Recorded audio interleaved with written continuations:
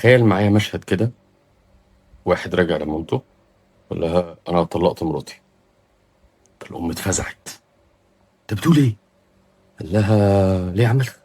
انا طلقتها. قالت له ليه عملت كده؟ طب والعيال؟ البيت؟ ازاي؟ بص لها باستغراب كده وقال لها هو مش انت اللي بقالك سنين عماله تقولي لي انها مش نافعه؟ مش انت اللي بقالك سنين وعماله تقولي انها مش عارفه تربي ولا عارفه تطبخ ولا مهتمه بيا؟ الام سكتت شويه كده وقالت له ايوه بس انا ما كانش قصدي ان انت تطلقها. فرد قال لها طب ده الكلام ده كان امتى؟ بعد ما كرهتها؟ كرهتيني فيها؟ كنت مستنيه ايه اللي يحصل يعني؟ بصوا، انا عارف ان الحلقه دي هتثير الجدل شويه. زي ما علي الشورت اللي قبلها ده برضه عمل نفس القصه. اوه، هو عارف ان في ناس زعلت، بس الحقيقه ان في حاجات لازم تتقال، حاجات لازم نفهمها. والاهم ان الحلقه دي مش عن الامهات بس زي ما الناس فاكره، دي عن الاب والام. ماشي؟ لان الموضوع بيظهر عند الامهات اكتر، هنركز عليهم اكتر. بس في نقطه في الاخر كده هتبين لك ان في مربط فرس عند الراجل، هنرجع له. تعالوا نرجع سنين لورا كده ونحكي الحكايه. سنه 150 هجريا تقريبا، كانت في ارمله فقيره قوي، جوزها مات وكان ملهاش حد في الدنيا غير ابنها الصغير. لا اخوات ولا سند ولا حد بيسأل عنها ولا قرايب ولا اي حاجه خالص. مفيش حد تعتمد عليه، قادره هي تجيب مصدر دخل ولا اي حاجه. الولد ده كان كل حياتها، كل املها، كل مستقبلها، كل ما تملك. ولو الولد ده خرج من البيت هيبقى البيت فاضي، الحياه فاضيه، وقلبها هيبقى فاضي كمان. هي منطقيا كانت المفروض تتمسك بالولد ده وتخليه جنبها وتقول له خليك معايا انا محتاجالك. لكن اللي حصل كان العكس تماما. لما اكتشفت ان مستقبله كان بعيد عن المكان اللي هي فيه، قالت له روح، سافر، اتعلم. وهنا نقطة مهمة، هي الثقة دي جايباها منين؟ هي غالبا الثقة دي جاية لها من ان هي ربته كويس، ربته يعني ايه بر ام، يعني ايه بر اب. فهي عارفة ان هو هيرجع. دي نقطة مهمة نحط عليها 100 خط. لما تربوا ابنكم صح هيبركم طبيعي مهما بعد. نرجع تاني للقصة. راح، سافر، اتعلم، وبقى الراجل اللي هي تتمنى ان هي تشوفه. بس سنة الحياة كده، عشان يبقى الراجل اللي هي تشوفه تعجب بيه وتتفاخر بيه لازم يكون بعيد عنها.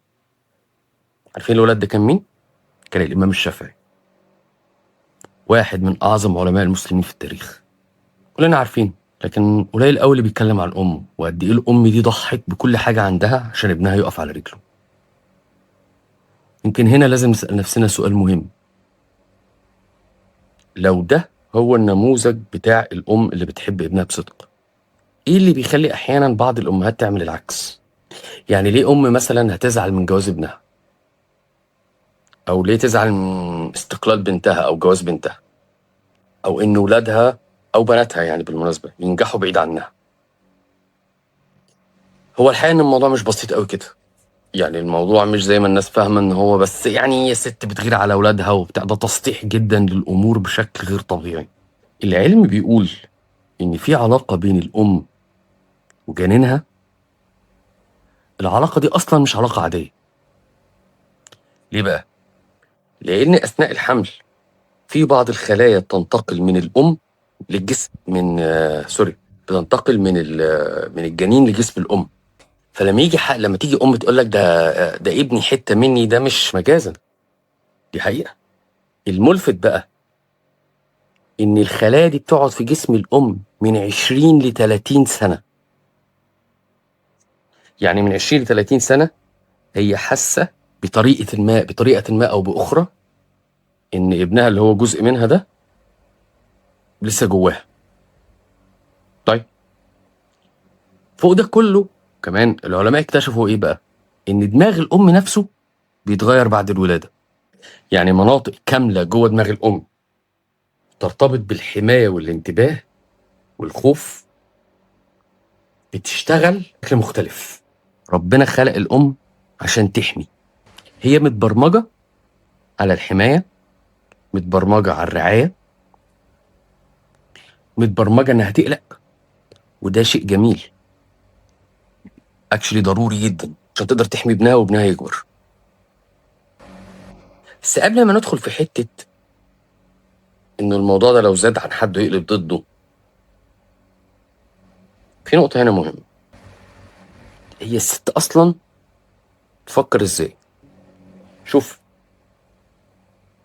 الست في الاساس تبقى عايزة اول حاجة راجل عشان تتجوز وتخلف. يبقى الراجل هنا ايه بالنسبة لها؟ هو درجة عشان تقدر تجيب منه ولاد، اللي هي بيولوجيا ربنا خلقها عشان كده. تاني نقطة، هي عايزة الراجل اللي يأمن لولادها العيشة اللي هي عايزاها. فانت لما تيجي تفتكر اصل الست دي مادية، الست دي مش عارف ايه، انت لازم ترجع لورا خطوة كده وتقعد تفكر هي بتفكر في الفلوس دي ليها ولا لولادها. عشان هي لو لولادها هي كده مش مادية، هي بس بتحاول تأمنهم قدر المستطاع. وهنا لازم تاخد بالك من نقطة مهمة. الست ربنا خلقها تعمل اللي تقدر عليه عشان تحمي ولادها ايا كان، مش في بني ادمين بس. بص على الكلب، بص على القطة، بص اي حيوان ربنا خلقه كده. يمكن سبب من اسباب تضاد الراجل والست في الفكر ان الست بتفكر في كل حاجة في دنيتها من دايرة المشاعر، من دايرة الحب والاهتمام بمين؟ بولادها. الراجل دايما بيفكر من نقطة العقلانية. الراجل دايما بيفكر ان الولاد دول هيبقوا في الشارع بعد كده، هيعيشوا لوحدهم، مفيش ام تطبطب، مفيش اب يدادي، اساسا ده لو عاشوا، وبالتالي هم لازم يتعلموا يواجهوا الحياة. الكونسبت ده اصلا مش موجود عند الام. يعني الكونسبت ده بتاع انه الام مش هتبقى موجودة عشان تحمي عيالها، هي مش ما تقدرش تفكر فيه، لان لما تفكر فيه بيجي لها رعب. بس السؤال هنا بقى، هل ده يعتبر انانية؟ لا، الحقيقة ده خوف. يعني لو انت بصيت على ام ارملة او مطلقة او عاشت سنين طويلة من غير شعور بالامان، هتلاقيها بشكل لا واعي ولادها بالنسبة لها هم دول مصدر الامان، هم دول التعويض، هم دول السند. ماشي، فهتبدأ الأم تتمسك بيهم أكتر وأكتر. هي مقتنعة إنها بتحبهم بس الحب ده اختلط بالخوف، اختلط بفكرة طب هم لما يمشوا أنا هعمل إيه؟ والرعاية اختلط بالاحتياج. طب ما هنا دي مشكلة كبيرة. عامل زي الدب ده اللي كان متربي مع صاحبه، فالدب ده كان بيحب صاحبه جدا، فلقى دبانة وقفت على مناخيره، راح جاب طوبة قام دببها على مناخير صاحبه، قتله.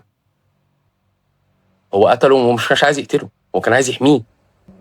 طبعا مش عايز احكي لك، انتوا اكيد سمعتوا واكيد عارفين ياما قصص ولاد طلقوا عشان امهاتهم، وياما قصص بنات اتطلقت عشان امهاتهم.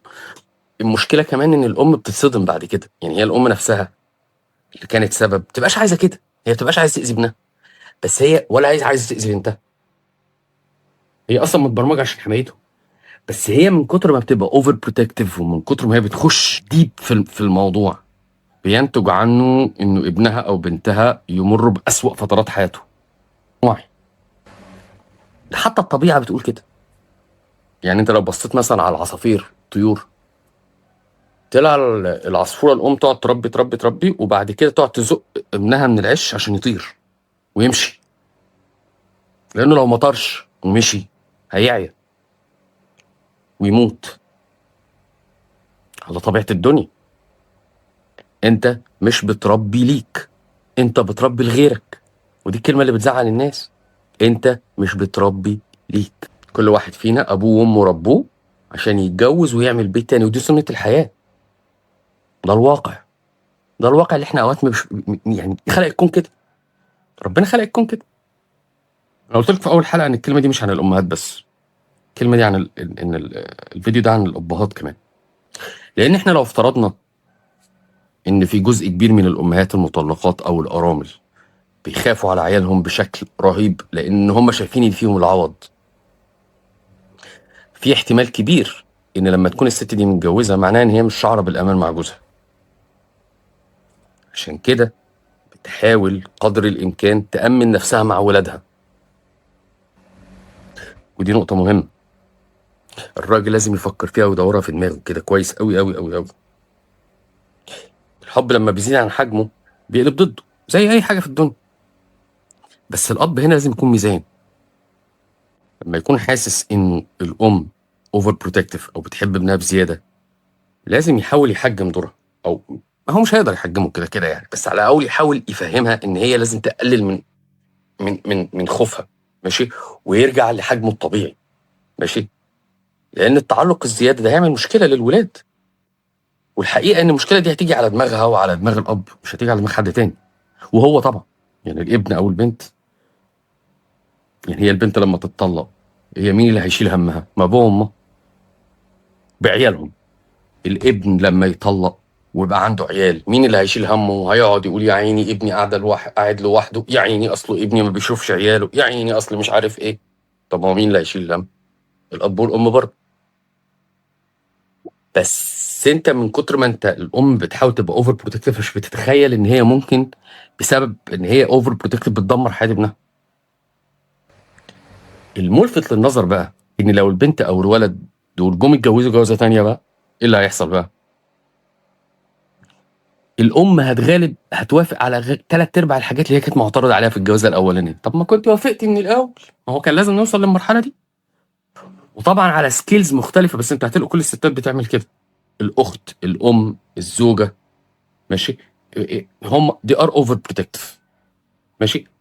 بتفاوت الليفلز حسب الثقافه، حسب العلم، حسب الدين، حسب الادراك، بس في الاخر هم كلهم نفس القصه. واحنا هنا مش بنقول ان الاشتياق غلط، ولا بنقول ان الخوف غلط، كل ده طبيعي جدا. لكن في فرق بين ان ام تقول وحشتني وام تقول ما تسيبنيش. فرق كبير جدا. في فرق تكون ان الام ملجأ او تكون قيد. فرق كبير بين حضن وحب يمنع ان انت تطير او تمشي. يعني سبحان الله، يعني يقول لك انه الست خلقت من ضلع اعوج، فكان الناس تقول لك ده اعوج اعوج، يعني هي الست اساسا ما بتفكرش كويس. هو مش دي الحقيقه.